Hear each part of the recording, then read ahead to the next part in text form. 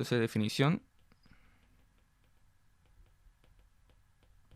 Estos van a ser los mínimos y los máximos absolutos.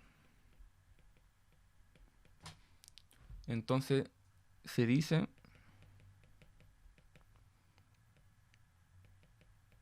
que son mínimos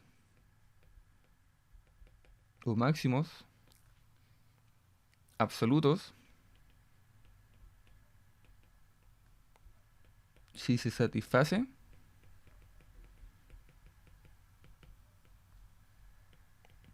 las desigualdades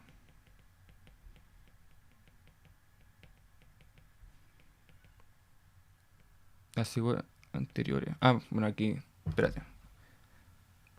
Que creo que aquí... ya sí, está bien. Que estaba viendo si había definido bien la parte de relativo... O sea, de máximo relativo y mínimo relativo. Pero si lo había definido bien. O sea, estaba viendo si lo había definido en realidad. Y entonces, ya vamos a decir que los absolutos van a ser... los máximos absolutos y los mínimos absolutos van a ser todo lo que satisfacen la desigualdad que vimos en la clase anterior. O sea, las desigualdades anteriores. Pero en este caso, voy a ir un poquito para atrás. Aquí está, estas desigualdades me refiero yo. Pero fíjense que cuando yo hablaba de máximo mínimo, como lo dije que era local, era por ejemplo en una cierta región, entonces toda X de acá van a pertenecer justamente a la región de acá, a la región, a la región local en la que nos encontramos centrada en este punto de aquí. O sea, al fin y al cabo, estos X de acá serían todos estos puntitos de acá, todos estos puntos de acá. Y este X0 sería, por ejemplo, ese de ahí. Entonces ahora vamos a generalizar eso, ya no vamos a estar hablando de que estos van a estar solamente acá, sino que ahora estos de aquí van a estar en todo el dominio, para hablar de máximo, mínimo, absoluto. Entonces se van a satisfacer las desigualdades anteriores para todo el dominio de Rn, de la función f. De la función f. Entonces, ¿qué significa esto? Significa que cuando se tenga, como ejemplo, esta desigualdad,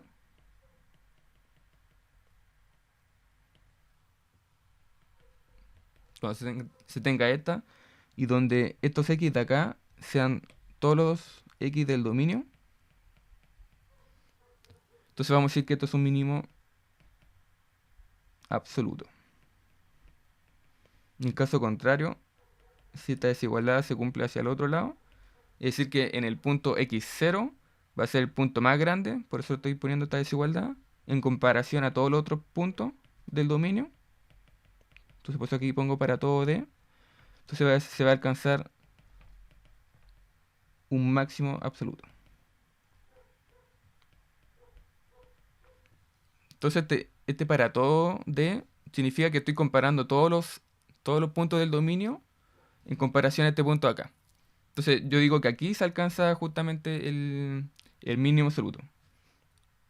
Y con este otro se alcanza en este caso el máximo absoluto. Entonces, bueno, y otra cosa, cuando hablo de mínimo absoluto me estoy refiriendo a que la función alcanza el mínimo. No a que el x lo alcanza, sino que la función al evaluarlo en este punto aquí, x, se alcanza el mínimo absoluto. Y lo mismo acá. Como ejemplo, estoy diciendo que, que el máximo absoluto va a ser justamente la función evaluada en el punto. No va a ser el punto acá, sino la función evaluada en el punto. Donde se va a tener el máximo absoluto. Entonces, como un ejemplo visual, para entenderlo un poquito, supongamos que mi dominio, supongamos que me encuentro en R, MDRN. Entonces, mi dominio va a ser una cosa sencilla, como A, B. Supongamos que la coma B está acá. Ese hace mi dominio. Y supongamos que la función se mueve, no sé, de esta forma. Como algo así.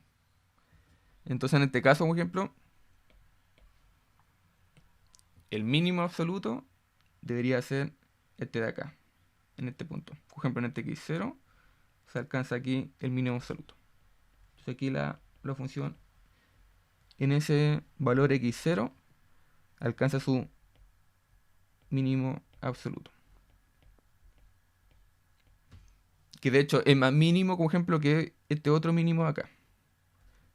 Ese mínimo de ahí más pequeñito, este de acá, sería un mínimo relativo. Porque no está, o sea, bueno, en realidad este es un mínimo relativo, este es un mínimo relativo, pero solo este sería un mínimo absoluto, porque este es más mínimo que todos los mínimos, por así decirlo. Y lo mismo ocurre con los máximos. Por ejemplo, en este caso, el más grande de todos sería este de acá. Entonces, no se pone este x1. Entre x1 se alcanza la función, en ese punto alcanza el máximo. Máximo absoluto. Y nuevamente, si lo comparo con los máximos relativos, por ejemplo, este sería un máximo relativo, este sería un máximo relativo y este sería un máximo relativo. Entonces los tres serían máximos relativos, pero solo este de acá sería absoluto. Esto de acá no, porque estos no son tan máximos. Este es el máximo de los máximos. Entonces, ese se le va a llamar máximo absoluto. Entonces podemos hacer unos ejemplos visuales, pero en más dimensiones. Entonces, veamos un ejemplo. Por ejemplo, sea una función con dos variables. Entonces, como tiene dos variables y llega a los reales, va a ser una superficie. Entonces, por ejemplo, esta función de acá va a ser el valor absoluto de x más el valor absoluto de y. Entonces, esta función tiene al punto x0 y 0 igual a 0, 0 como punto, como un punto donde f alcanza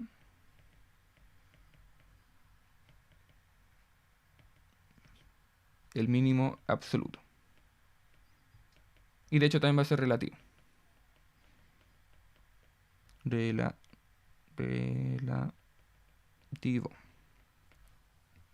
Y de hecho hay otras funciones, que la vamos a ver todas. Que de hecho esta otra función, que he trabajado harto con esta a lo largo de la clase, que hemos visto la continuidad, la diferenciabilidad, hemos visto varias cosas. Esta función también alcanza un máximo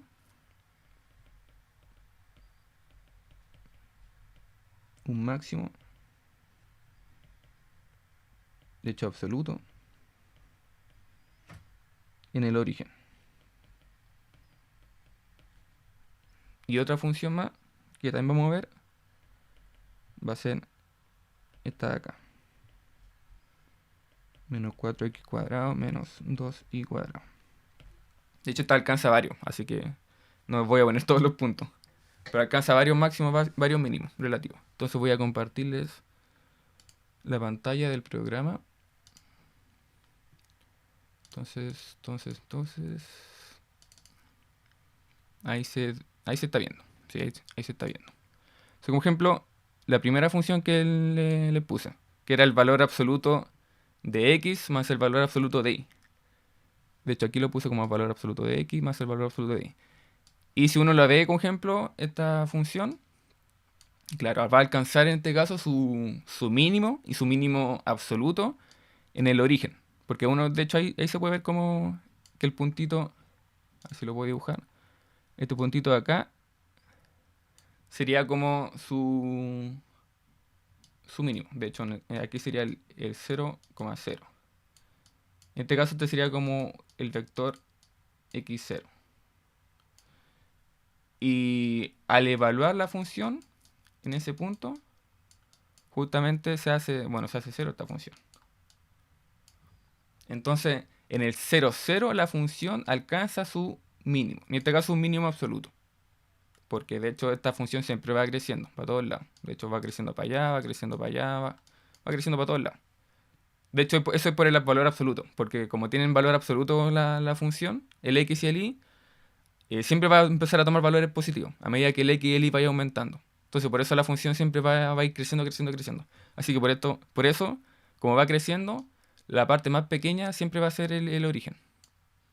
porque ahí el único momento donde el x y el y se hacen cero. Entonces el valor absoluto de x es cero, el valor absoluto de y se hace cero y por lo tanto la función es cero.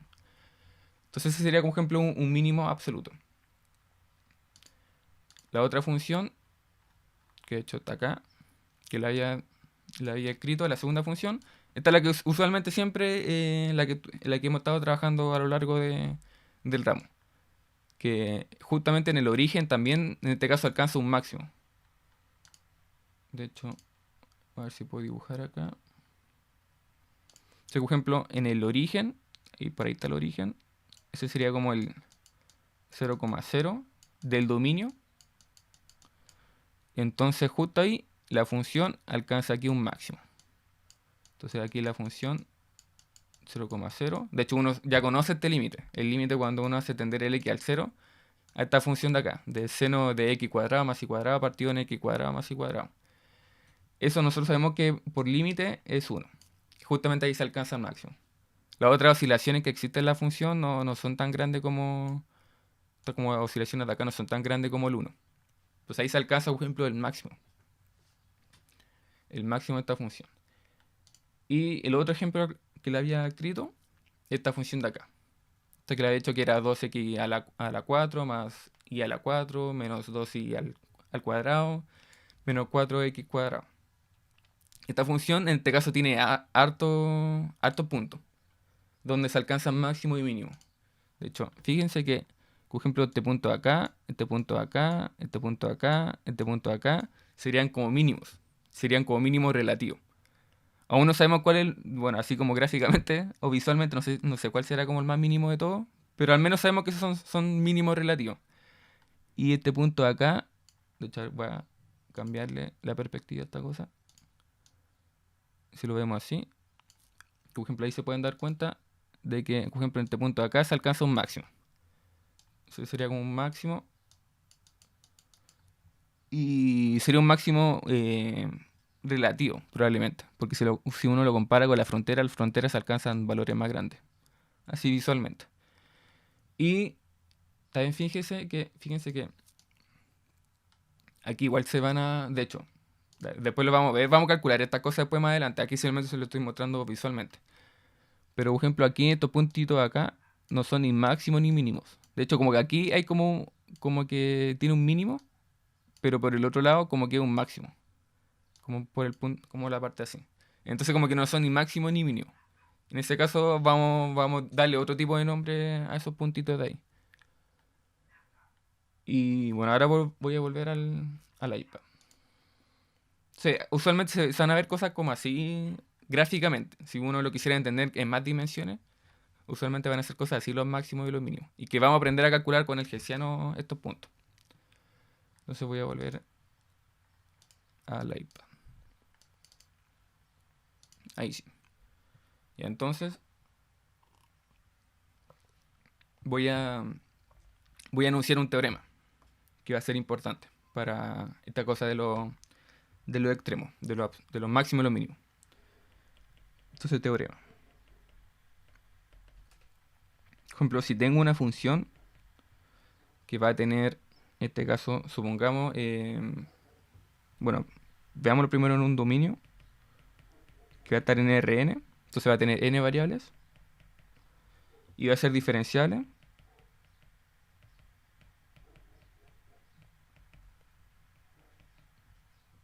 en D. Y además vamos a decir que f alcanza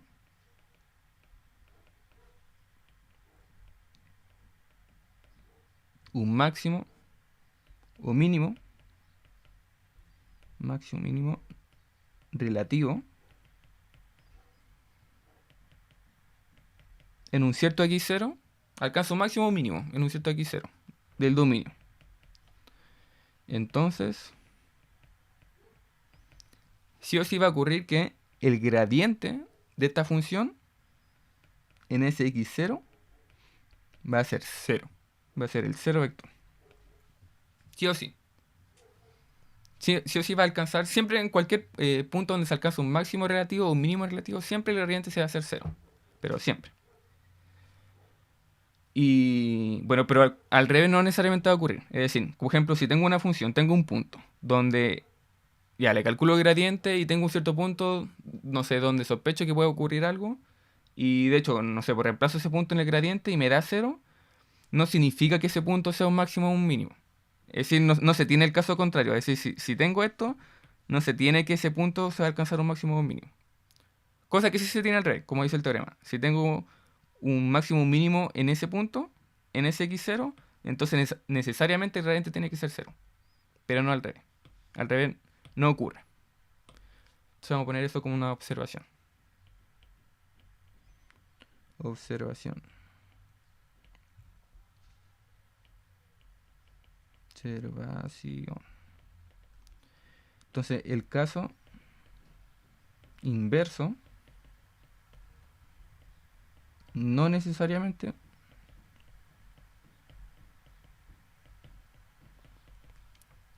es verdad. Verdad. Es decir, si el gradiente de la función en un cierto x0 es cero, no implica que f alcanza un mínimo o un máximo relativo en x0. Entonces no necesariamente. Van a haber puntos donde justamente se va a tener un gradiente igual a cero, pero no va a ser ni un máximo ni un mínimo. Y bueno, un caso súper sencillo, que es como el clásico ejemplo, es como ejemplo cuando tengo una función de lo real a lo reales, es decir, con una variable, y tengo la función cúbica, x al cubo. Esa función en el cero se le llama a veces como, ¿cómo se llama? Era un punto, bueno, el punto silla, que le dije que más adelante voy a definir.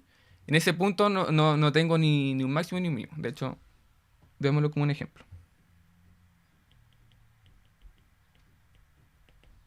Entonces, sea f igual a x cubo. Entonces, bueno, uno sabe por cálculo uno que uno puede calcular esto fácil. Por ejemplo, los puntos donde pueden haber, en este caso, los puntos críticos, que le vamos a llamar también más adelante, donde se alcanzan estos máximos y estos mínimos. Uno sabía que, por ejemplo, por cálculo uno que si uno deriva esta función,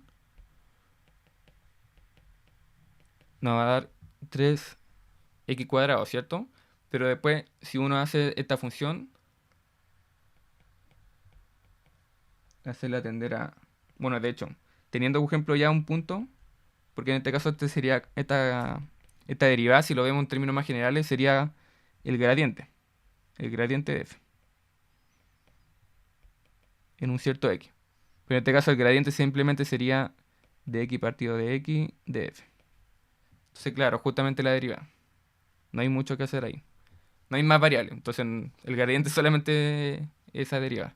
Entonces, por ejemplo, si tomamos el x0 igual 0, entonces nosotros sabemos que justamente ahí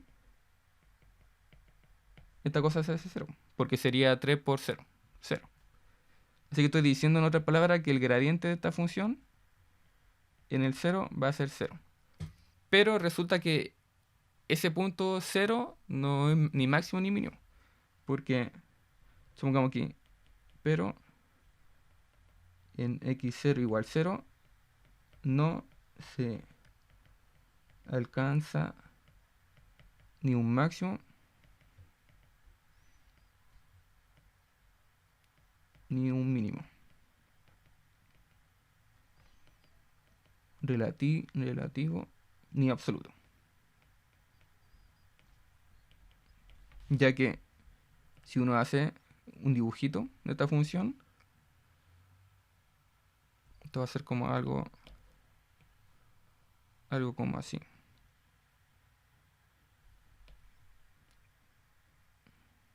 Es como algo así.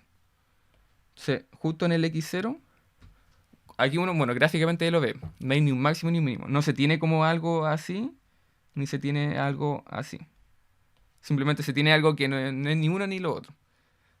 Y ahí justamente el gradiente se hace cero. Justamente aquí el gradiente de esta función va a ser 0. O el gradiente, que es lo mismo en este caso. A ver, decimos que esto es igual a 0. Esto es lo mismo que decir que la derivada en este punto se hace 0.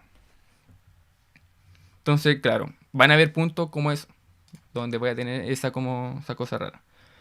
Entonces ahora definamos justamente lo que son estos puntos donde se alcanza el gradiente igual a 0.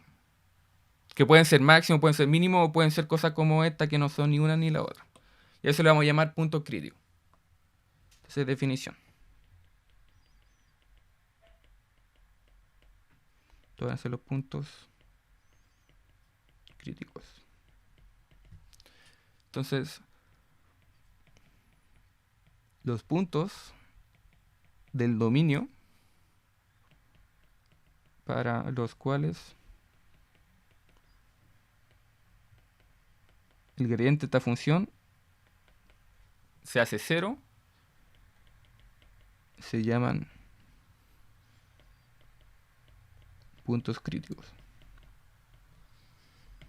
Entonces, voy a volver a mostrar el programa para que se entienda un poco visualmente cómo va a ocurrir con funciones que tienen más variables. En este caso, por ejemplo, 2 variables, que sabemos que son superficies. Entonces voy a ir al programa. Está por aquí, acá. Entonces, claro, bueno, yo le había mostrado estas funciones de acá. Y, bueno, aquí yo calculé ya el gradiente, por ejemplo, de algunas funciones. Y, por ejemplo, la misma función que vimos recién. Esta sería el seno al cuadrado. O sea, seno de x al cuadrado más y cuadrado dividido x cuadrado más y cuadrado. Es decir, esta función de acá. Esa de ahí. Si uno le saca el gradiente, sabemos que el gradiente van a ser puros vectores así, que van a estar en el dominio. Entonces aquí uno se puede dar cuenta que justamente, de hecho voy a ver si agrando esto acá. Uno se puede dar cuenta que justamente, bueno, cada uno de esos vectorcitos que uno está viendo ahí, esas flechitas serían el gradiente. Entonces, como ejemplo, no sé, pues está ese vector de ahí. Como ejemplo, si uno toma ese punto aquí, sería, no sé, pongamos un x1, y 1. En ese punto uno saca el gradiente. En ese punto, esto es como un recordatorio de cuando vi gradiente. Y uno saca el gradiente y uno aquí obtiene un nuevo vector. Y ese vector sería justamente ese vector de ahí. Y así uno lo hace para cada puntito. Entonces cada puntito voy a tener como una flechita. Y en este caso están todas las flechas apuntando hacia el centro. Porque justamente ahí está el mayor crecimiento de la función. Claro, y el mayor crecimiento porque ahí se alcanza al máximo. Entonces si se van fijando, los vectores se van haciendo más pequeñitos. Por ejemplo, aquí está más grande. Ups, como que aquí está más grande. Pero aquí se van haciendo más pequeñitos. Bueno, aquí ya ni se ven, po, son como puntitos prácticamente, pero se van haciendo más pequeños. Y porque justamente el gradiente se está haciendo 0. Porque yo le dije que el gradiente, en el punto crítico el gradiente se hace 0. Y claro, aquí ya se ve. Y de hecho, bueno, aquí ya es 0 prácticamente en ese punto ahí. Ese punto de ahí, donde el gradiente ya es 0, sería el punto 0,0. Entonces, en este caso, si uno calcula el gradiente y lo evalúa en el 0,0, me va a dar 0. Entonces uno puede decir que ese puntito de ahí es un punto crítico. Este puntito de acá, ese 0, 0. Claro, porque justamente ahí, si uno le evalúa la función ese 0, 0, se alcanza el máximo, que sería, que de hecho recién lo escribí. Aquí se alcanza el 1. Queda súper feo, pero se entiende la idea. Entonces voy a tener siempre cosas como esta. Y con cualquier superficie. De hecho, creo que había hecho otra superficie. Ah, pero esta creo que quizás lo vamos a calcular un poquito más adelante. ¿O no? Ah, sí, se lo vamos a ver con puntos. Como ejemplo está acá. Como ejemplo está acá. Aquí tengo otra superficie, en este caso donde se alcanza el mínimo. Y aquí uno también se va dando cuenta de que, claro, los gradientes en este caso están como súper grandes. Aquí no tanto, pero igual siguen siendo grandes. Pero justamente en el centro donde se alcanza el mínimo se van haciendo como 0. De hecho, prácticamente como que no hay vector ahí ya. Por ejemplo, fíjense que... voy a borrar esto de acá. Por ejemplo, fíjense aquí que... Bueno, aquí se notan todos los vectores. Están bien grandes. Esta parte de acá. Pero aquí ya son como muy pequeñitos. Y aquí ya no hay vectores. Porque prácticamente en esta parte de acá ya es 0 el gradiente.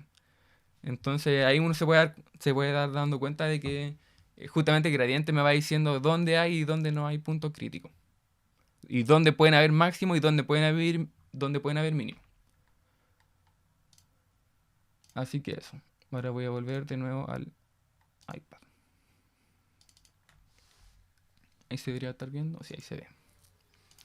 Y entonces, una vez que hemos definido eso, ahora vamos a anunciar otro teorema que nos va a servir cuando tengamos dominio de una cierta forma.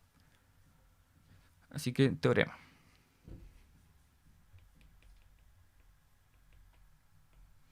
Entonces, vamos a decir que, bueno, tengo primero una función definida en un cierto dominio de Rn a R, donde f es continua y D es un conjunto cerrado, que de hecho esto ya es distinto en comparación a otras veces que siempre decimos que el conjunto D es abierto. Entonces va a ser cerrado y además vamos a decir que es acotado. Ahí voy a explicar un poquito esta cosa. Pero es un conjunto cerrado y acotado.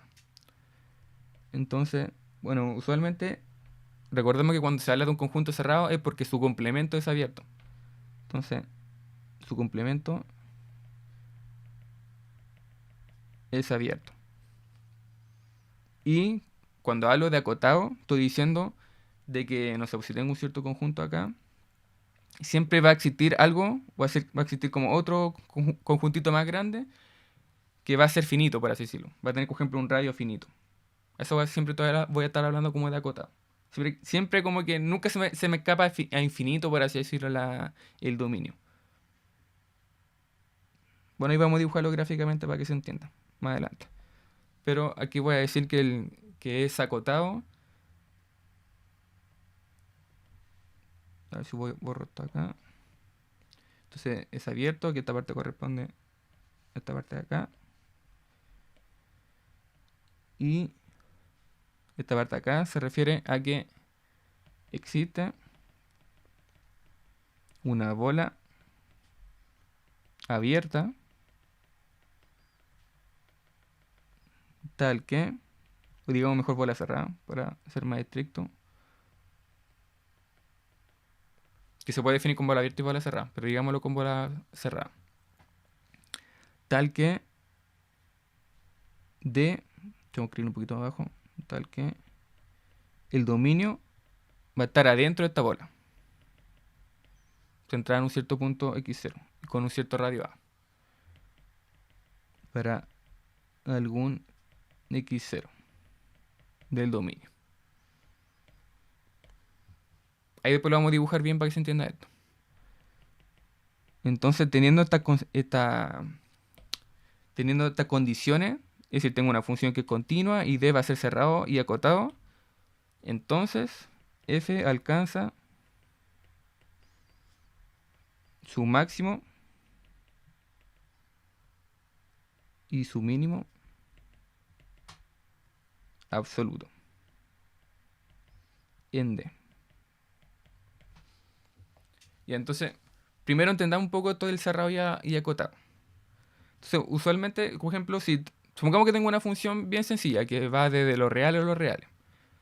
Entonces,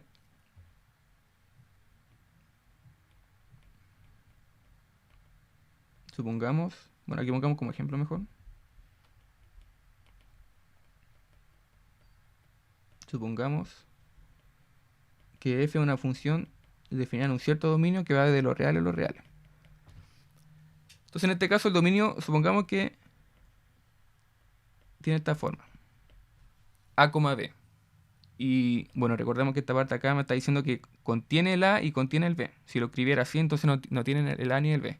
Entonces este conjunto aquí es cerrado. Este es cerrado porque, de hecho, como habíamos visto en la parte de puntos de acumulación, conjunto abierto, conjunto cerrado, bola abierta, bola cerrada, en esa sección nosotros habíamos visto de que los conjuntos cerrados, en este caso, por ejemplo, cuando estoy en los reales, los intervalos cerrados son justamente conjuntos cerrados. Es decir, lo que contiene la frontera son conjuntos cerrados. Entonces, en este caso, bueno, este cerrado y acotado. ¿Y por qué? Porque si uno, por ejemplo, dibuja esto, supongamos que esto es AB. Entonces supongamos que la función sea, no sé, una cosa como una cosa así. Entonces, si se fijan, la función va a funcionar como viene en este conjunto. Es decir, va a alcanzar sus máximos, va a alcanzar su mínimo por acá, va a alcanzar todos sus puntitos. No sé, aquí tengo un máximo, un máximo y otro máximo y un mínimo. Entonces, si tiene los A y B, va a alcanzar, de hecho, por ejemplo, la parte de acá y la parte de acá va a alcanzar su máximo y su mínimo. En este caso, este sería como un mínimo relativo y este sería un máximo relativo. Y lo alcanza justamente porque está el A y el B. Pero, como ejemplo, si D fuera un conjunto abierto, bueno, y aquí sigue siendo acotado. Sigue siendo acotado porque estos conjuntos acá estoy diciendo que son finitos, esto no se me va a infinito.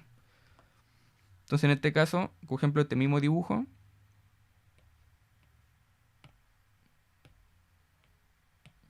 poner un poquito más arriba. Por ejemplo, en este caso, aquí no voy a tener esta parte de acá. Eso sería como así, como abierto. Entonces, fíjense que si el conjunto es abierto, es decir, no tiene, sería un intervalo abierto, no tiene lo extremo, no tiene la frontera del intervalo, no tiene ni el A ni el B en otra palabra, entonces no va a alcanzar aquí ni el mínimo ni el máximo, porque justamente no está el A y el B. No puedo simplemente evaluar la función f en A y B, porque no están dentro del dominio. Entonces aquí no alcanza su mínimo y aquí no alcanza su máximo. Pero sí alcanza los de adentro. Pero se puede dar perfectamente que, no sé, pues, aquí se alcance, sea un máximo más grande que este de acá. De hecho, perfectamente se podría tener el caso que esto fuera algo así. Entonces, si yo considerara justamente los extremos, es decir, si considerara el A y el B, yo podría aquí encontrar un máximo que no solo es máximo relativo, sino que un máximo absoluto. Porque va a ser más grande que este máximo acá y que este máximo acá. Y que este máximo acá. Entonces este de acá sería más grande, si es que considero justamente los extremos. Si no lo considero, entonces no voy a alcanzar este de acá. Y en este caso el absoluto sería este de acá. Entonces por eso que uno siempre habla, en este teorema va a estar hablando de cerrado y acotado. Cerrado porque si es cerrado, entonces voy a contener justamente los extremos y ahí sí puedo obtener justamente el más máximo de todos los máximos. Puedo obtener el máximo absoluto. Sí que es cerrado. Y, por ejemplo, otro dominio, voy a ir a la otra página. Por ejemplo, si tuviera este dominio de acá, A, infinito. En este caso, este sí va a ser cerrado, pero no va a ser. Pero no es acotado. ¿Por qué no es acotado? Porque justamente esta parte de acá se me va a infinito. Entonces, por ejemplo, si yo hiciera un gráfico, por ejemplo, si yo tomara aquí, no sé, supongamos que este es el A. Y la función empieza a crecer, no sé, se va así y después empieza a crecer, crecer, crecer, crecer y va creciendo todo el rato, hasta infinito. Nunca va a alcanzar tampoco el máximo, porque esto va a ir creciendo todo el rato, va a ir creciendo, creciendo, creciendo, creciendo, creciendo, creciendo, a medida que el X vaya aumentando. Entonces, por eso que también requiero que sea acotado, justamente para que no ocurran cosas como esta, para que no tenga aquí el infinito y no tenga que la función se me vaya para allá. Claro, si esto aquí fuera como un B, entonces esto pararía en algún momento. Por aquí estaría el B. Entonces quizás esto pararía hasta acá. Y aquí tendría mi máximo absoluto. Pero como no para porque hay un infinito, entonces esto sigue, sigue, sigue, sigue, sigue, sigue. Entonces nunca va a alcanzar su máximo. Entonces por eso es que se da esa condición también de que sea acotado. Entonces ese sería como un ejemplo como visual de cómo se puede entender esto. Y bueno, si tuviera aquí el dominio, no sé, A, infinito, en este caso no es ni abierto, o sea, no es ni cerrado ni acotado. Porque aquí ni siquiera estoy considerando el extremo A. Entonces, en este caso, este no es, no es cerrado ni acotado. Entonces, si no estoy considerando como ejemplo el A, significa que tampoco puedo alcanzar, por ejemplo, este punto de acá. Bueno, suponiendo que, de hecho, voy a volver a dibujarlo. Supongamos que aquí tengo la A, bueno, y ahí el infinito se me va para allá, infinito. Entonces supongamos que la función es así, y ahí crece. Entonces, por ejemplo, esta función de acá no podría alcanzar su mínimo absoluto, porque su mínimo absoluto justo se encuentra en el A, justo se encuentra acá. Pero el A no lo tengo en el dominio, porque es un intervalo abierto, entonces no contiene la frontera. Así que tampoco alcanza su mínimo. Entonces por eso que tampoco no me sirve que conjuntos como estos. Sí o sí tienen que ser cerrados y acotados, para que todo funcione bonito, para obtener todos los máximos mínimos relativos, y así también obtener los máximos mínimos absolutos. Entonces estas cosas no me funcionan bien. No funcionan bien. No funcionan bien. Así que ese sería como un ejemplo más o menos visual de cómo entender esto. Y esto es lo mismo que ocurre después con más dimensiones. También necesito tener la frontera. ¿Sí? Por ejemplo, ahora mi dominio no es solamente un intervalo, sino que ahora es un conjunto en un plano. Entonces necesito justamente apegarme a lo que vimos en su momento de bola abierta, bola cerrada, y de conjunto abierto y conjunto cerrado, y ver que la frontera tiene que estar contenida dentro del dominio. Si no está la frontera, entonces no voy a tener un conjunto cerrado y no va a funcionar toda esta cosa que estoy diciendo ahora. Así que eso. Entonces, observación.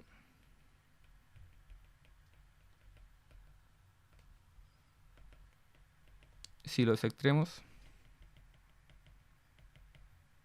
o digamos, no sé, los mínimos, que a veces a los máximos y mínimos se les suelen llamar extremos en este tipo en este tipo de sección.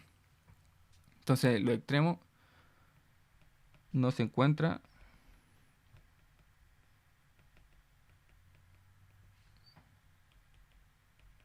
en el interior de D. Entonces, estos extremos, es decir, los máximos y mínimos de F, estarán en el borde o frontera del dominio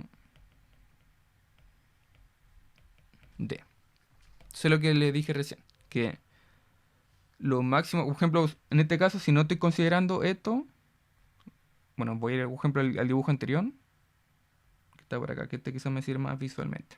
Por ejemplo, si no tengo ni el A ni el B, entonces quizás aquí no voy a alcanzar, supongamos que esto de acá fuera por ahí, no sé, fuera como está ahí. Entonces, por ejemplo, en los extremos, justamente, ya aquí tengo unos ciertos extremos, unos máximos y unos mínimos. Pero puede que los máximos absolutos y los mínimos absolutos, los que son más máximos y los que son más mínimos, puede que no se alcancen. Y no se van a alcanzar porque justamente no tengo la frontera. Entonces, en otras palabras, lo que me está diciendo la observación es que si no se alcanzan los máximos y los mínimos dentro del conjunto, es decir, en el interior del conjunto, los máximos que yo quiero, los máximos máximos y los mínimos mínimos, entonces van a alcanzar en la frontera. Y justamente aquí se alcanzan en la frontera. En este caso sería como, aquí sería el mínimo. Sería como el más pequeño de todo. Justamente se alcanza aquí en el A. Y lo mismo con el B. También se alcanza justamente en la frontera. Entonces, si no se alcanzan adentro, se alcanzan afuera. O sea, si no se alcanzan adentro, se alcanzan en la frontera del dominio. Entonces, eso me está diciendo la observación. En algún lado tienen que haber máximo y mínimo. Si no están en el interior, tienen que estar al menos en el exterior. De hecho, también otra forma de verlo sería, como ejemplo, tengo aquí el A y tengo aquí el B. Por ejemplo, la función más sencilla, la función lineal. Por ejemplo, esta función de acá no tiene ni máximo ni mínimo dentro del dominio. No hay ni máximo ni mínimo. Nunca, no hay cosas como esta. Sino todo el rato sube, o sea, va subiendo y después va bajando. Entonces, en este caso, lo que me dice la observación es que en este extremo acá sí se alcanza el máximo. Y en este extremo acá sí se alcanza el mínimo. Entonces, al menos si no se alcanza en el interior, se alcanza en el exterior. O sea, en el exterior, se alcanza en la frontera. Entonces aquí sería el máximo y aquí sería el mínimo. Eso en otra palabra me está diciendo la observación. Y ahora viendo esta observación, vamos a ver los mínimos y máximos absolutos sin restricción. Ahí vamos a explicar lo que son los máximos y mínimos sin restricción. Y después más adelante, en la próxima clase, vamos a ver los máximos y mínimos con restricción. Que justamente cuando hablo de sin restricción van a ser dominio abierto, en otras palabras. Es decir, no voy a considerar la frontera. Es decir, no voy a considerar estos puntos, por ejemplo, estos de acá. A eso me voy a estar refiriendo con sin restricción. Entonces, mínimo, máximo, sin restricción. Restricción. Entonces, esto es cuando D es abierto. Entonces, en este caso vamos a aprender a calcular máximos y mínimos, sin considerar la frontera. Y lo vamos a hacer con el Hessiano.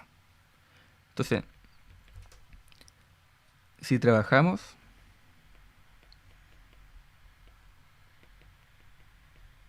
bajo una función f, definen un cierto dominio de Rn a R de clase C2. Recordemos que clase C2 significa que las segundas derivas, es decir, las derivas de segundo orden, son funciones. Sabemos que las derivas son funciones, son nuevas funciones. Entonces, en este caso, las derivas de segundo orden van a ser funciones continuas. Entonces, por eso se le habla de C2, porque son las de orden 2. Entonces, van a ser de clase C2 en un punto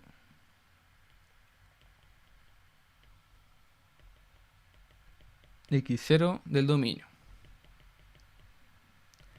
Tal que en dicho punto vamos a decir que además va a ser un punto crítico.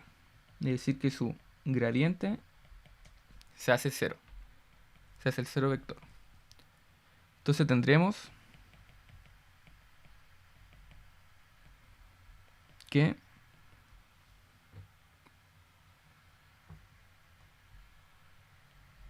esta igualdad acá. Que de hecho ya la habíamos visto en clase anterior, que era la igualdad que se obtiene por el teorema de Schwarz. Entonces estamos diciendo que, además que va a ser un punto crítico este punto, se va a cumplir justamente el teorema de Schwarz. Fíjese que aquí este es I, J, y acá este es J, I. Está como al revés. Entonces, en otra palabra, esto era como decir que, no sé, si tuviera f de x, y, entonces lo mismo que f de y x. Como que calcular la derivada, calcular, por ejemplo, esta derivada, va a ser lo mismo que calcular esta derivada. Obviamente esto en el x0. Entonces, bueno, se tiene esta igualdad para todo y distinto de j, donde estos dos se van a encontrar entre 1 y n, porque son n variables. Entonces, en este caso vamos a tener justamente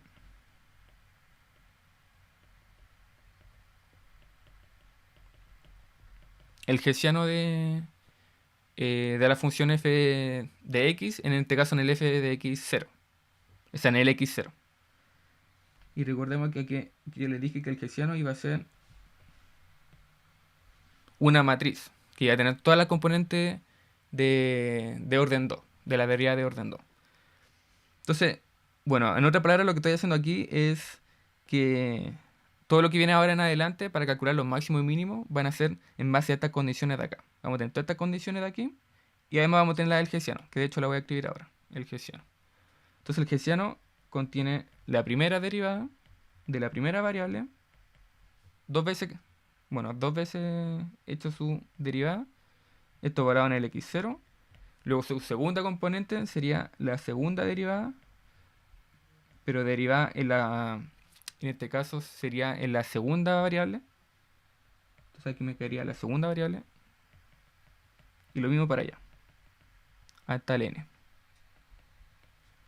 Sería aquí x1 y la enésima variable. En otras palabras, como que la primera componente, como habíamos visto la otra clase cuando definí el hessiano, pero aquí lo estoy viendo de forma más explícita. En la primera fila de esta matriz voy a tener la derivada, en este caso con respecto a x. O sea, en otras palabras, voy a estar derivando con respecto a x1, a todas las derivadas de x1, x2, x3, x4 hasta xn. A todas las derivadas, no sé, pues x1, a la de x2 y así hasta el xn. A todas esas las derivo con respecto a x y, por ejemplo, esta la derivo con respecto a x1, esta la derivo con respecto a x1 y así. Y esas las meto acá. Y lo mismo en la segunda fila. Por ejemplo, de nuevo voy a tener x1, pero en este caso este x1 lo voy a derivar con respecto a x2. Y lo mismo en esta componente acá. Voy a tener x2 y lo derivo con respecto a x2. Y lo mismo hasta acá. Voy a tener la derivada de xn y la derivo con respecto a x2. Todo esto va a en el x0. Y lo mismo hasta la enésima componente. Es decir, voy a tener la derivada con respecto a x1 y esa la derivo con respecto a xn. Y la evalúo en el x0. Y así. Voy a tener la derivada en xn y la derivo en xn. Entonces el hessiano va a tener todas estas cosas acá. Y en base a esto vamos a estar trabajando toda esta parte de extremos sin restricción. Bueno, aquí como observación también podemos notar al tiro que como tiene n variable la función, entonces te va a hacer una matriz de n por n. Porque voy a tener aquí n componentes, porque al fin y al cabo estoy derivando en el x1, estoy derivando las n derivadas que ya tenía, de primer orden. Y lo mismo acá. También van a ser n. Va del x1, x2 hasta el xn. Aquí de x1 hasta el xn. Entonces esta va a ser una matriz de n por n. Va a ser una matriz cuadrada. Y no solo una matriz cuadrada. De hecho, y con esto voy a terminar. No solo una matriz cuadrada, sino que también va a ser una matriz simétrica. Entonces, por si no saben lo que es una matriz simétrica, que usualmente esto se ve como en álgebra 2, pero igual lo voy a pasar. Entonces, definición de matriz simétrica.